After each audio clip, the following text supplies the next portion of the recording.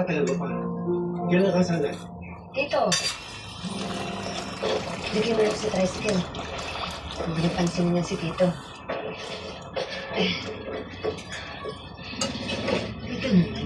Mag-iisang taon ka lang kami kasal agad. Naniniguro lang ako. Baka lukuhin ka ng loko.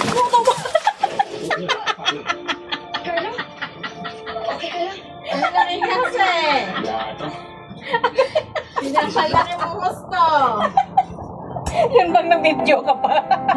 Tapos palka? Paano kayo nagkakilala? Ay, kaya. Naligo. Pinanay ko sa akin ng kaibigan ko. Ay, talaga naman. Nagkita kami. Palpak. Ako naman ngayon, na-inlove ka ba agad sa kanya? Opo, siguro po mga Sure na sabog. ilang buwan po yun. At kakilala ko kami. Yun po, doon po naman na mahal ko na rin po si Carlo po. Oo, tapos di po nagtagal, nag-propose po siya sa akin ng kasal po. Lampas. Ito nga. Mamaya